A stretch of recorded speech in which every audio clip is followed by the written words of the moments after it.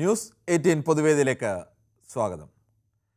20 വർഷം മുമ്പ് ഇനി CPM ആയാലും കോൺഗ്രസ് ആയാലും അതിന് SFI മുതൽ CPM വരെയും അല്ലെങ്കിൽ KSU മുതൽ കോൺഗ്രസ് വരെയുമുള്ള നേതാക്കൾക്കൊക്കെ ഒരു ഡ്രസ് കോഡ് ഉണ്ടായിരുന്നു.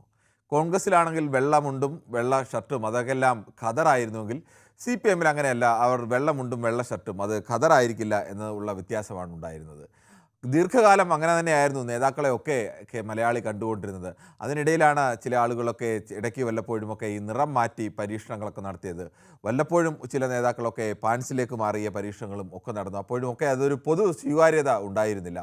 പിന്നീട് ഒരു 10-15 വർഷത്തിനിടയിലാണ് എനിക്ക് തോന്നുന്നു ആദ്യം SFI നേതാക്കളൊക്കെ അങ്ങനെ നിറം മാറ്റി അവർ കളർ ഡ്രസ്സിലേക്കൊക്കെ വരുന്നു. പിന്നീട് DYFI നേതാക്കളൊക്കെ വരുന്നു. അപ്പോഴും CPMലോ അല്ലെങ്കിൽ കോൺഗ്രസ്സിലാകെ ഒന്നും അത്ര മാറ്റമുണ്ടായിരുന്നില്ല. പക്ഷേ കഴിഞ്ഞ ഒരു കുറച്ച് കാലമായി അങ്ങനെയല്ല.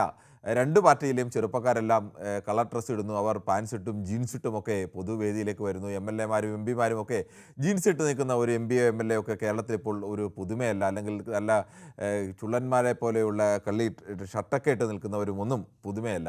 അപ്പോൾ അതിനിടയിലാണ് അജയ് തറയിലിനെ പോലെ ഒരു മുതിർന്ന നേതാവ് എന്ന് പറയുന്നത് ഖദർ എന്ന് പറയുന്നത് അതൊരു സ്വാതന്ത്ര്യ സമരത്തിൻ്റെയൊക്കെ ദേശീയതയുടെയൊക്കെ ഒരു സിമ്പലാണ്, അതൊരു പോരാട്ടത്തിൻ്റെ അടയാളമൊക്കെയാണ്. അതുകൊണ്ട് ഖദർ ധരിക്കണം, ഖദർ ധരിക്കുന്ന ചെറുപ്പക്കാരുടെ നിരയൊന്നും ഖദർ മാറിയിട്ട് അവർ DYFIക്കാരെ പോലെ കളർ ഡ്രസ്സൊന്നും ഇടരുത് എന്നുകൂടി അദ്ദേഹം ഉപദേശിക്കുന്നു.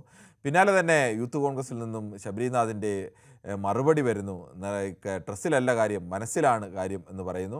അപ്പോൾ അതോടൊപ്പം തന്നെ പ്രായോഗികമായ ഒരു വിഷയം കൂടി അദ്ദേഹം ഉന്നയിക്കുന്നുണ്ട്. ഒരു ഖദർ ഷർട്ടുണ്ടെങ്കിൽ അത് ഒന്ന് ഡ്രൈ ക്ലീൻ ചെയ്ത് റെഡിയാക്കി എടുക്കണം, അത് ഇടണമെങ്കിൽ. അങ്ങനെ ഇടണമെങ്കിൽ എടുക്കുന്ന പൈസ കൊണ്ട് 5 സാധാരണ ഷർട്ട് നമുക്ക് തേച്ചെടുക്കാൻ കഴിയും. അങ്ങനത്തെ ഒരു പ്രായോഗികത കൂടി ചൂണ്ടിക്കാണിക്കുന്നുണ്ട്. എന്തായാലും തൊട്ട് പിന്നാലെ തന്നെ കോൺഗ്രസിലെ പ്രധാനപ്പെട്ട നേതാക്കളൊക്കെ തന്നെ KPC പ്രസിഡന്റായാലും പ്രതിപക്ഷ നേതാവായാലും ഒക്കെ ഈ ഡ്രസ്സിലൊന്നും കാര്യമില്ല, അത് ഏത് ഡ്രസ്സ് വേണമെങ്കിലും ഇട്ടുകൊട്ടില്ലേ എന്നുള്ള നിലപാടാണ് സ്വീകരിച്ചത്. എനിക്ക് തോന്നുന്നു ആകെ അജയ് തറയിലിനെ അനുകൂലിച്ച് ഇതുവരെ ഫേസ്ബുക്കിൽ കണ്ടതിൽ അനിൽ ബോസ് മാത്രമാണ് അദ്ദേഹത്തെ അനുകൂലിച്ച് ഇടയ്ക്ക് രംഗത്തും. അദ്ദേഹവും പക്ഷേ ഞാനും ഇടയ്ക്ക് കളർ ഡ്രസ്സൊക്കെ ഇടുന്ന ആളാണ് എന്നുകൂടി പറയുന്നു. എന്തായാലും സ്ഥിരം നമ്മൾ ഗൗരവമുള്ള അല്ലെങ്കിൽ വളരെ സീരിയസ് ആയ വിഷയങ്ങൾ എടുക്കുമ്പോൾ ചിലർക്കെങ്കിലും പരാതിയുണ്ട്.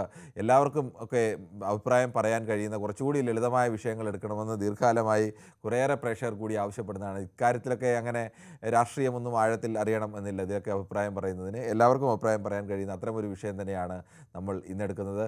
കോൺഗ്രസിൽ ഖദറോ കളറോ?